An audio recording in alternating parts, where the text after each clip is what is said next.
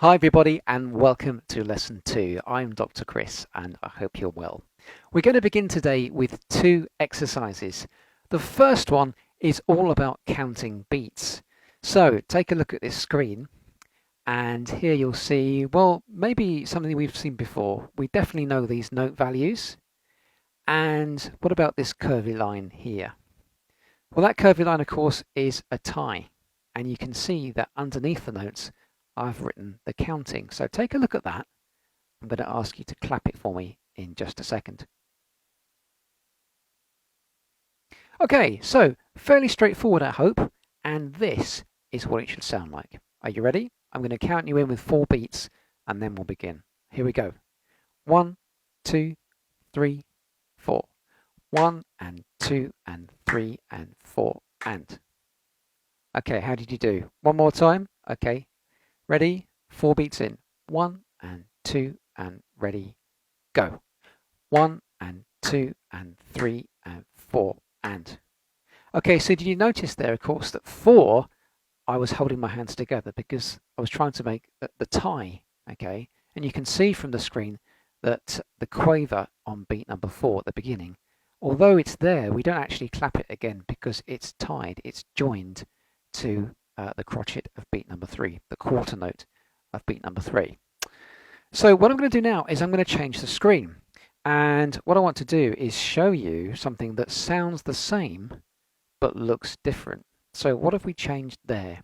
Well, you can see first of all we've got rid of the quavers in at the beginning of beat number 4, and beat number 3 has become a dotted crotchet or a dotted quarter note, and it sounds exactly the same. It sounds like this: 1 and 2 and 3 and 4 and. Now it's really important to be comfortable with reading dotted crotchet notes or dotted quarter notes because they're going to crop up quite a lot in our new pieces. Now you may remember last week we started 2 new pieces, and the first one we did was a lovely Irish tune called Down by the Salley Gardens, and we had a go at writing our own music using the C pentatonic scale. So for our second exercise, I'm going to use that scale and those groups of notes, and I want to show you this. Let me just show you this on the screen. Okay, now we saw that last week, and the reason I'm showing you that now is because you'll notice that it's slightly different this time around. You can see that under each note there is a small dot. Well, what does that dot mean? Well, you may or may not know, but I thought it was worthwhile going through that today because, again, that's something that you'll find in the music that we're going to explore together in the next few weeks. So the answer here is the dots pay quite a big difference. They make quite a big difference. And it's to do with the way I play. So let me show you what I mean. Let's go to the piano. And what I'm going to do first of all is I'm just going to play those notes from left to right, one after the other. And of course we start on middle C. Here we go. And they would do this: C, D, E, G, and A. Now you may notice there that when I was playing them, they were all joined together. But the dots on the screen are what's called staccato dots, and they tell me to play the notes in a certain way. And my wrist is going to drop onto each note. Let me show you how it works. So this will be played staccato. I lift my hand up and C, D, E, G, and A. Let's try that again. C, D, E, G, and A. And you can see there that each note was separate. And sometimes it helps to imagine perhaps that the keyboard is red hot and you're trying to press the key in the shortest amount of time so that your fingers don't get burnt. At least that's the way my piano teacher used to tell me about staccato notes. But it does kind of work. The important thing is that you can see that my wrist is going down and up with every staccato note. We're going to come back to staccato notes a bit later on. So the opposite of staccato, of course, is legato, joined together in one line. And what I'm going to do next is show you the same 5 notes, but with a curvy line underneath. In fact, two curvy lines underneath. I've just joined or just drawn some curvy lines. Now you can see the first curvy line is between two notes. And then we've got a new curvy line which joins together the following three notes. How would that make a difference in the sound? Well, what I have to do is make sure the first two notes are joined, and then there's a little gap, and then the following three notes are joined, and then a gap at the end. Have a listen to this. So from the beginning, it would go like this.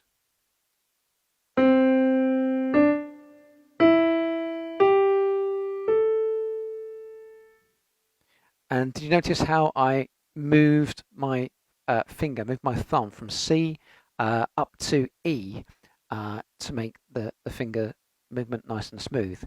So watch that again, and then I'm going to ask you to do the same thing. Okay, so here's a bit more legato phrasing. I'm going to start with our thumb on middle C, and here we go from the beginning.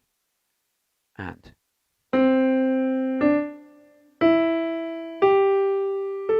okay, now I'd like you to do the same thing with me, okay? So we'll put our thumb on C, and maybe we'll just play the first two notes like this. And I want you to observe my wrist. It's going down and then up on the final note of that phrase, okay? Try this with me. Down on C, up on D, like that. Okay? And try with me. Ready, steady, go. Okay, great. Now we're going to try the second phrase, beginning with our thumb on E, okay? It's the three-note phrase. Here we go. Starts off on E, and it's going to go E, G, A. E, G, A. Got it? Try it one more time. E, G, A. And notice how my wrist is going down, all the weight is going down on the E. And moving up like that. So here's the two phrases together, and again listen for that little break after the first two notes. That's the end of the first phrase. 1, 2, ready, go.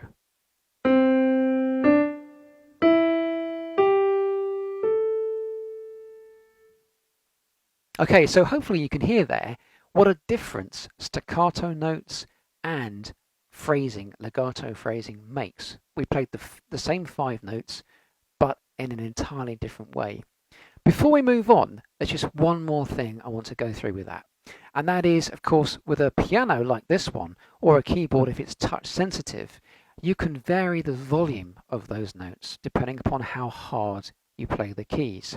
So what I thought we could do first of all is experiment playing maybe 3 notes softly and then trying the same 3 notes loudly. So let's try first of all to play at a sort of fairly normal level of volume. So what we're going to do, if we go to the piano again, we're going to play C, D and E, and this time we're just going to play with our fingers resting on the keys first, and we're just going to press them down one after the other. Perhaps play them smoothly like this. Here we go. C, D, E. Listen to that sound.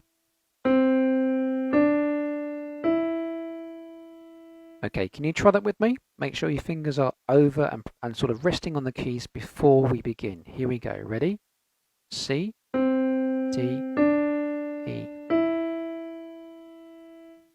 Okay, great.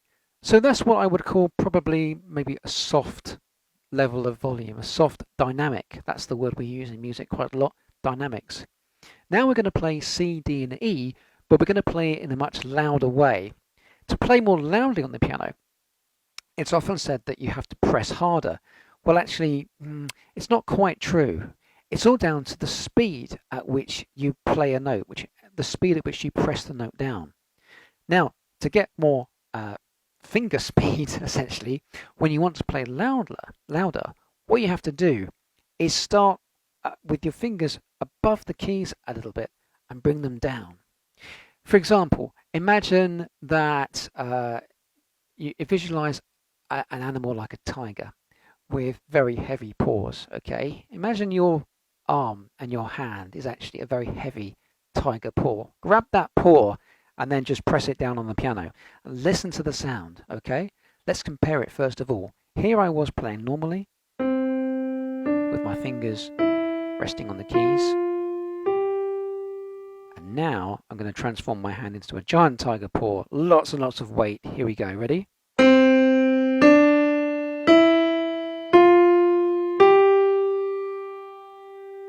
Can you hear the difference? And the main difference there was that my fingers, when I was playing loudly, were faster. They were pressing the notes down faster. And that's how you get the change in dynamics. Now that will take experimentation, but that's generally the way to play. So a great exercise would perhaps be to play again, just 5 notes like that. Try and play softly, and then try and play a little louder. Okay, so exercise is over. Let's go into the couple of pieces that we were starting last week. So down by the Salley Gardens, last week we looked at this. That's where we got to. And hopefully by now you've had a chance to practice some of that. So let's first of all go through this, and I'll give you a reminder of what it should sound like so far. Let's first of all start with our thumb on middle C.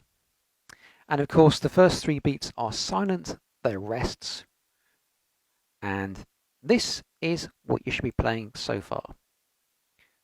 1, 2, 3.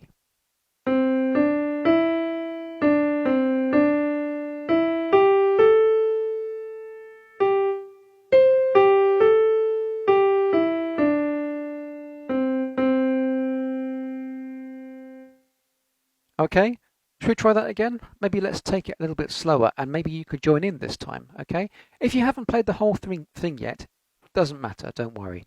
But let's take it a little slower and just join in perhaps with what you can, all right? Here we go. Thumb on middle C.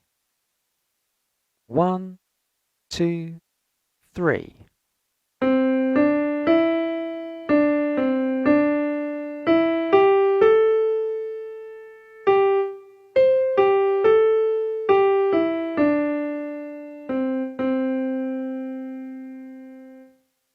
Okay, so that's what we did last week. Now this week we're going to make that a little bit longer. And just a reminder, if you haven't managed to pick up your ABRSM Grade 1 book, or you haven't downloaded the music yet from the ABRSM website, it probably would be a great idea to do so if you can.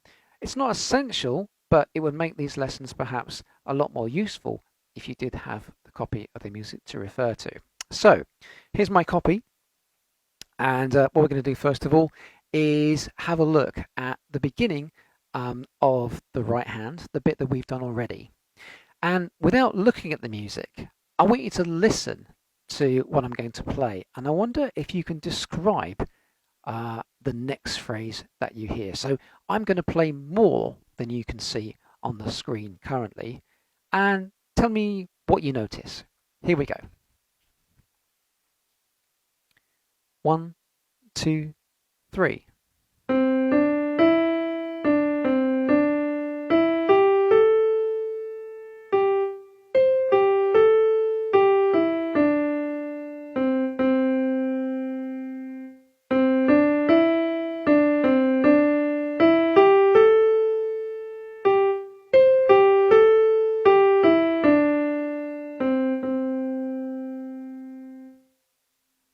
Okay, well, perhaps you've noticed that that second phrase that I played was pretty much exactly the same as what you'd already learnt.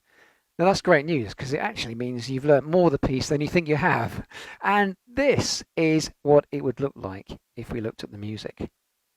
So a couple of things to show you here. And of course we've got some new words and symbols to discuss. But now you can see the music. I'm going to play that phrase again for you, and then we'll have a chat about the new things that you can see for the first time. Here we go, once again. 1, 2, 3.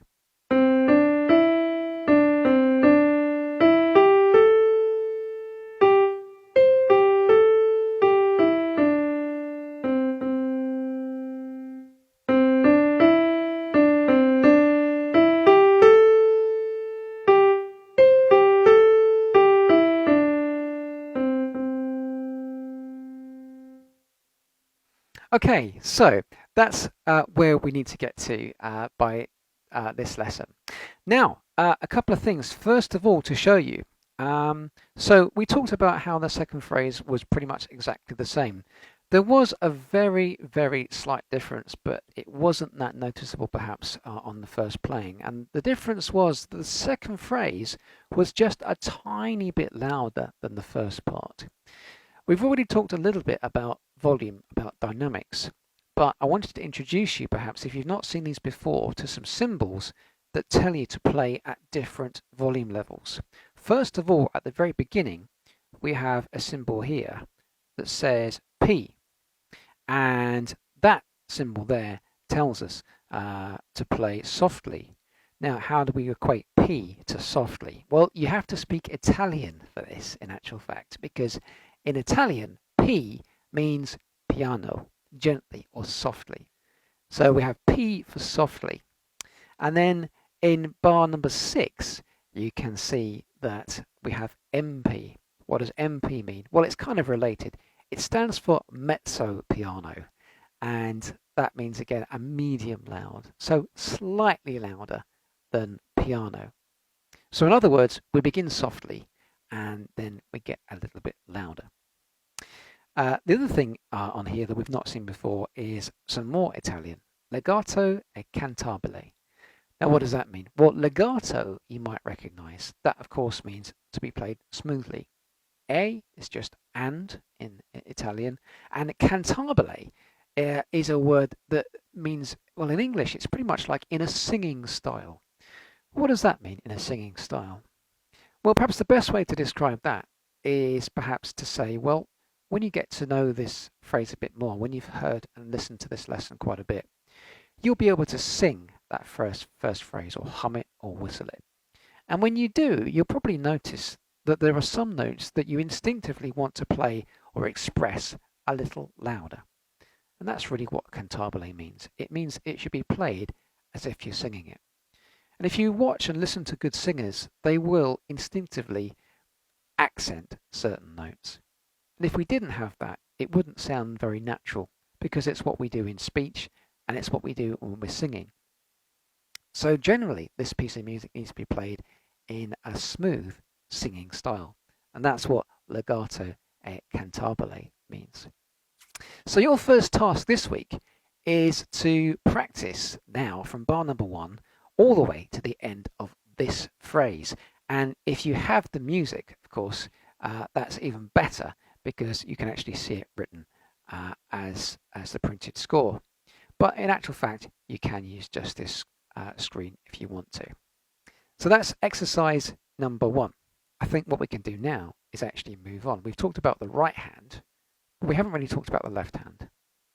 So in the left hand of Salley Gardens, if I play the beginning bit, you'll notice actually that left hand doesn't really start until that second phrase. Have a listen to this.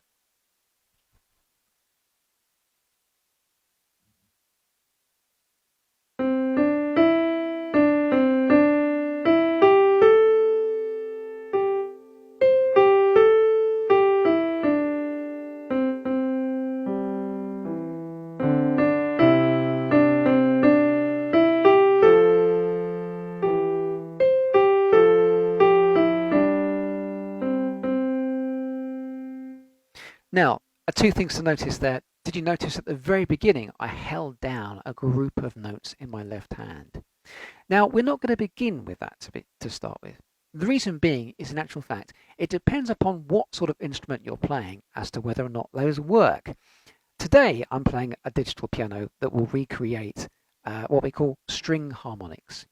And that's really nice. You may have noticed right at the beginning when I was playing that right hand, you perhaps could hear other notes very, very, very quietly, just sort of almost like singing in the background. It's a lovely sort of ethereal feel.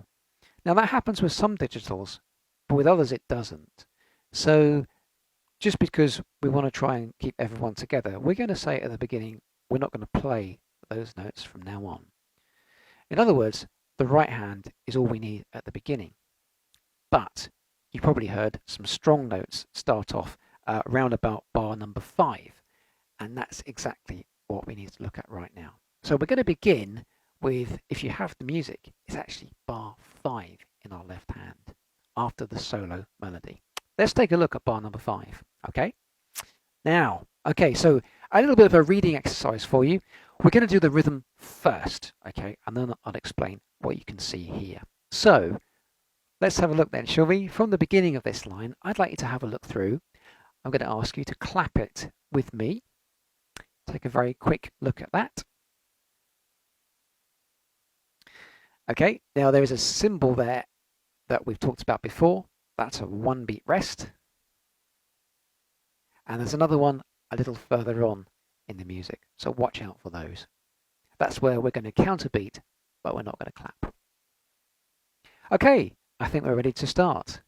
So here we go, 4 beats in, and let's start to clap after that. Are you ready? Here we go. 1, 2, 3, 4. 1, 2, 3, 4. 1, 2, 3, 4. 1, 2, 3, 4. 1, 2, 3, 4. Okay, how did you do? Fairly straightforward, as long as you know your note values. Okay, right, so that's our rhythm, and let's now take a look at the actual notes. Now, you may remember from previous lessons that the what we call the clef that we read in the left hand, I often call the F clef. And I've put a little red arrow there to show you where the F line is. And that means that if you have a note that's where the F line is going through it, that's an F. And it would be F here on the piano. Let me show you. So that would be our F on the F line. Now, as it happens, the first note we have in our music there is not F. How many steps higher is it than the F line? Well, it's 1 step higher, isn't it? Okay, the line isn't going through the note is actually stepping above, it's 1 step above the F line. So that means 1 step above F is going to be this note here. It's actually the note G. Now what I'd like you to do, please, is to take the first 2 bars and see if you can have a look at what those notes are. Let's start off, as it says there, with finger number 1 on G. We're going to begin with a thumb on G, and then 2 steps down, E, 1 step down, 1 step down. So here's the first couple of bars. First beat is a rest, rest, G, E, D, C. Here it is again, rest.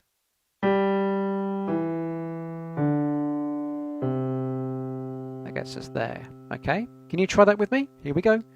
1, 2, ready, go, rest. G, E, D, C, 2, 3, 4. Now we're going to go to F, and 1 step down, E, rest, back to F, G. So that was the whole thing. Now let's go from bar number 3 on the screen here and try the last 2 bars again. Here we go. So, funnily enough, it's a note on the F line, isn't it? So it's F. Starting with F, with finger 2, ready, go. F, E, rest. F, G. So I'm going to play that for you, the entire phrase, and I'm going to play it slowly so you can listen to it. And don't forget, of course, you can always rewind this video after we finished and practice. Here we go. Thumb on G, 4 counts in, and a rest to begin with. 1, 2, 3, 4, 1.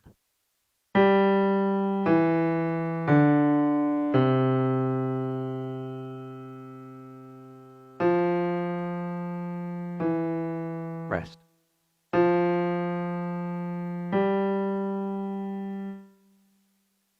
Okay, So I hope that made sense. And of course, once you've practiced that, you can actually take a look and see perhaps if you can try both hands together. And that's where the music is going to really help you. If you can download the music or buy the book, you can see how those two lines, the right hand and the left hand, fit together. And we've both studied those. Okay, so that's Salley Gardens. We've made a really, really good start on that. Now, I'm going to take you from the F clef back to the G clef, the one we used to play our right hand. Okay, and here's something new. Well, say new, this is a bit of a recap. Okay, now, hopefully by now you will have known at least the first three notes here. We're going to begin by just going through what they are. So, first note here, of course, is middle C. And then the second note is G on the G line. And then, of course, high C. So by now, hopefully you're okay with reading those and recognizing them fairly quickly. Okay? If not, don't worry, but it would really help the next couple of lessons if you could perhaps commit those to memory. The following two notes we haven't done in much greater detail. So we're going to look at those two together. I wonder if you can tell me first of all what the fourth note is on the music. Think first of all about C and then work out what the next one is. How many steps higher than C is that? Well, the answer is it's actually, including C, it's 4 steps higher. We have C, then D, then E, then up to F. So that note there, the very top, the note on the very top line is an F. And what I want to do is actually show you, of course, how we can go further. We can go higher. Even though we've come to the top of the ladder, we can keep going. We could put a note above F, which is G, and then when we have gone, quite far, we can then start to draw more lines. And it's this next note that's important. It's A. A is the last note there. So, to recap, all the way back to the beginning, we've got middle C. We have G. We have high C. We have F. And we have A. Okay, and you'll notice and recognize A a little bit later on today. Okay, we're going to come back to that, of course, in next lessons, but that was a little bit of preparation for what's going to come next. Okay, you may remember last week we actually studied 2 pieces, Salley Gardens and also Parson's Farewell. And what I thought I'd do for you next is play where we got to last lesson. Now, what I want you to do is think back to when we began today. We talked about legato and staccato. And take a look at this now. We didn't really talk about this last lesson, but can you see now we've got some legato phrasing, and we've also got some staccato notes. Now, if I play it now, have a listen, and hopefully you'll be able to recognize when I'm playing legato and when I'm playing staccato. Here we go. 1, 2, 3, 4.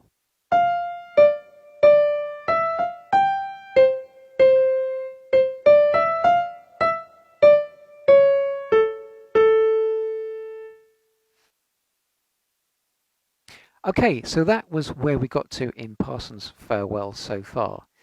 And just like we did before, have a listen to this and see if you can tell me what the differences are and what's the similarity for the next bit. Okay, what's the same and what's different? Here we go. So from the beginning again, here we go. 1, 2, ready, go.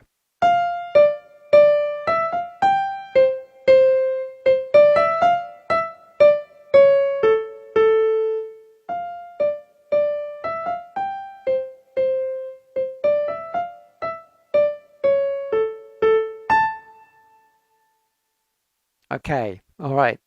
Again, it goes by quite quickly, doesn't it?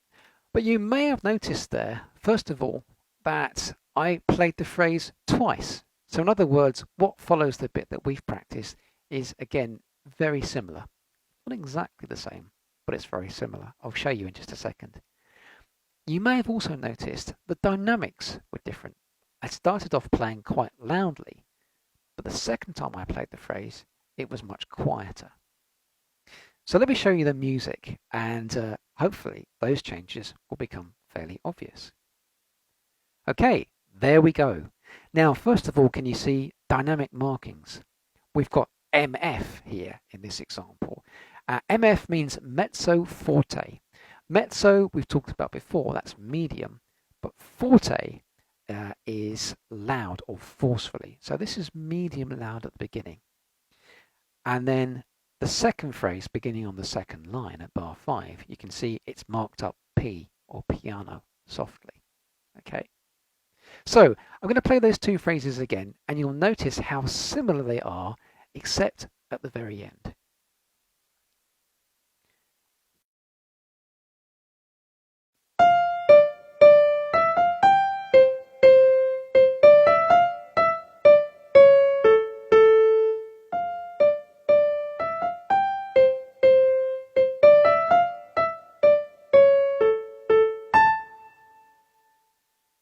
Okay, so do you notice at the very, very end there, I had to play 2 notes instead of 1, talking about the end of the phrase. So at the beginning, at the end of the first phrase, we finish on an A, this note here. But the second time we play it, we finish actually on 2 notes. We have A and that very high note. And we've just studied that, haven't we, in the signpost notes. Remember, I told you this note here with its own little line it's the high A. So hopefully by now, if you had a go at the first phrase, you should be able to play the second phrase as well and just adapt your playing to what comes at the end of the second phrase. So I hope what we've covered today has made sense. And if you'd like a further challenge, perhaps you could go back to Salley Gardens, see if you can put the right hand that we've studied with the left hand. And don't forget, as the music will show you, the left hand actually begins in bar 5. Well, I hope you've enjoyed today's lesson. I look forward to seeing you next time. Good luck and enjoy your music.